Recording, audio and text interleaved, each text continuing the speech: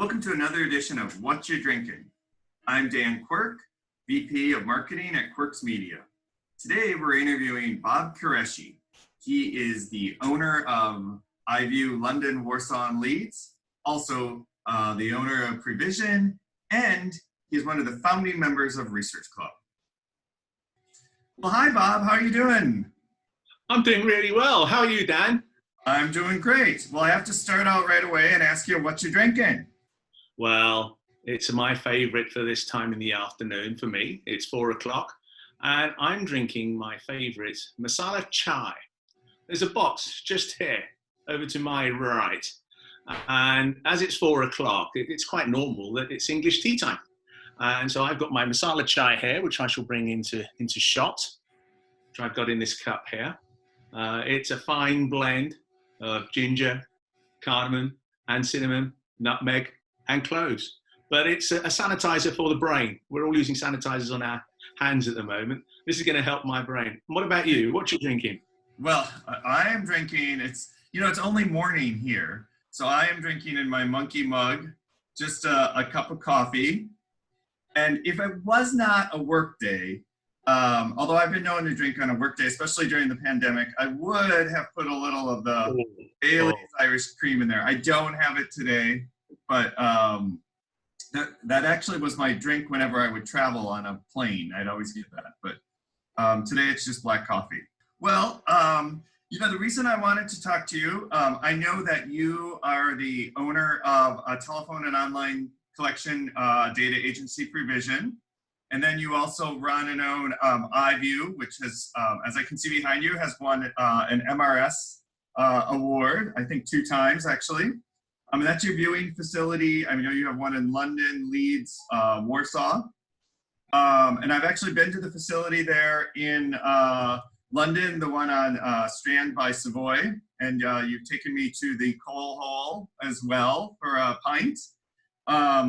So I guess what I want to ask you about is, can you tell me how viewing facilities are gearing up as the shutdown, sort of lifts?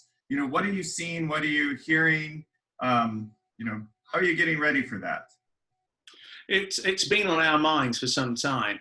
Here in the UK, the Prime Minister announced that from early July, the 4th of July, which will be our Independence Day, the pubs will reopen and the hotels will reopen and the viewing facilities should open too. We have to take into account all the social distancing measures that are in place throughout the world, really.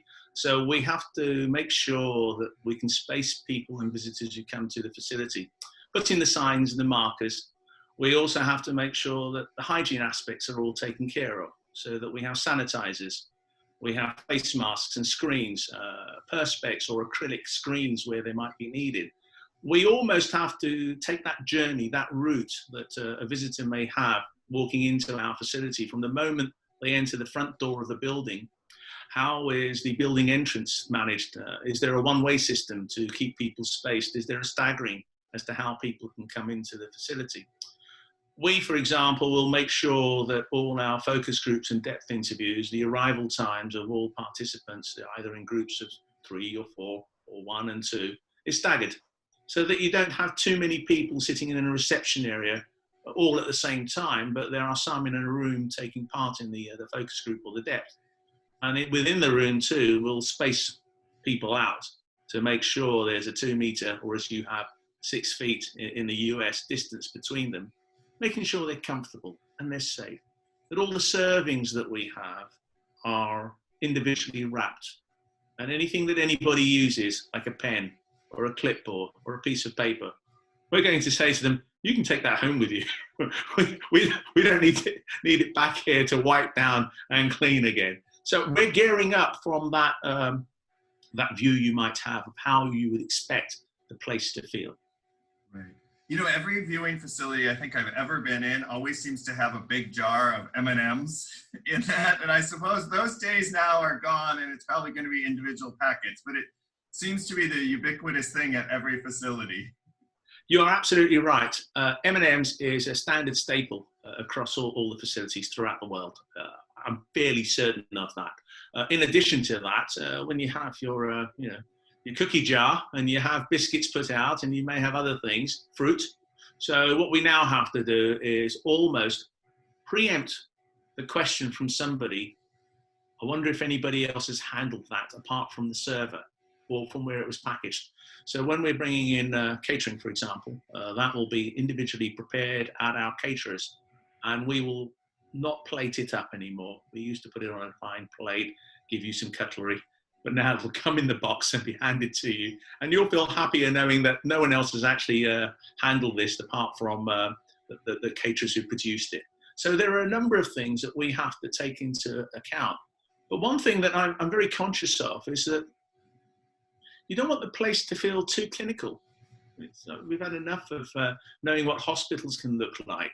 We want it to almost feel like a high-end salon, that you're going for a very fine haircut, or you're going to the hairdressers, and the moment you arrive, you have a great welcome, you're taken care of, but you can see that people are dressed in a particular way, that their hygiene is very important, that people are spaced out. We might, for example, decommission one of our rooms and have extra waiting area.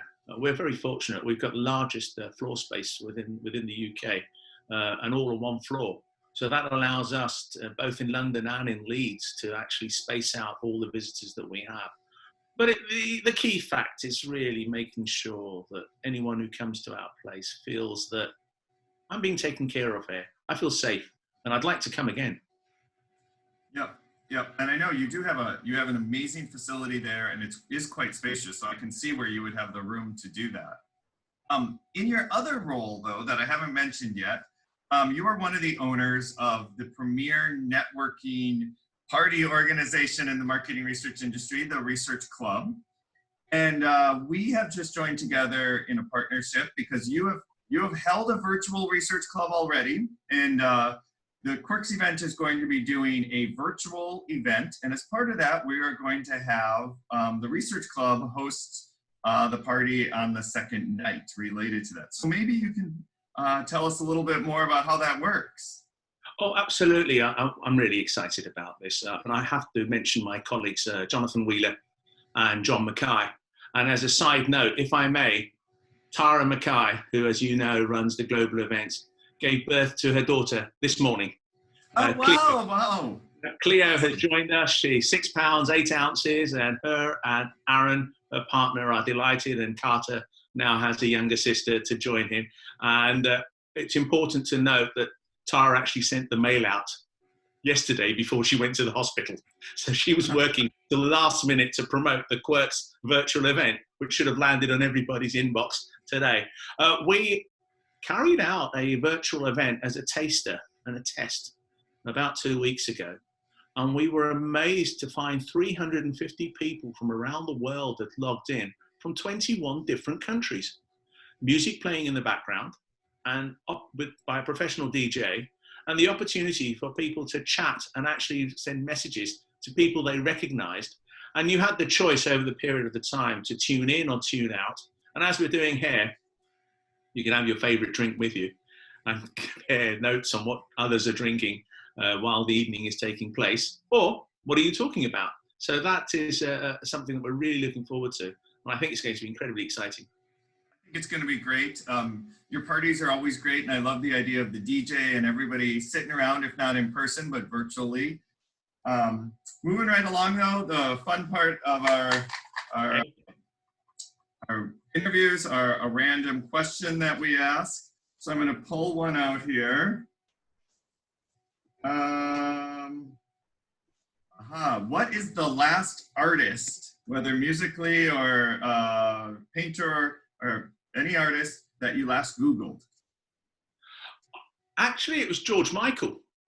There was I've always been a fan of this singer for ages, and there was a program on about it recently. I think it was celebrating X number of years since he passed away. And it was around this time, I believe, I may be incorrect, but there was a program going on. And I was Googling up exactly a little bit more about his life story and his background, from a Greek Cypriot background, having really wanted to have his own professional career. The part I was reading out was his battle with Sony, how he wanted to get out of that contract and what he had to do, and really lost a couple of years to fight for his case. Maybe that's something we can all learn, that if you really believe in something and you're prepared to play the waiting game, you sometimes need to do it. And as a consequence, I mean, what a huge star. In fact, one of his videos, he did not feature in it. He was obliged to make the video, didn't feature in it, but had all the A-list models miming to his song, and that was a huge hit. Right. Well, that's a great story, and it is important to remember as we go through this time that we all just have to persevere. We all have to just keep moving on. It's a new reality, hopefully a temporary reality that we all are living through. Eventually, we'll talk about these days, maybe fondly, maybe not so fondly, depending on your situation. But it's been so good to talk to you, Bob, and I can't wait until the Virtual Research Club, and best of luck in reopening your facility. And cheers to you. And cheers to you as well, Dan. Thank you so much for this. It's been a pleasure speaking with you. Thank you. Cheerio. Bye.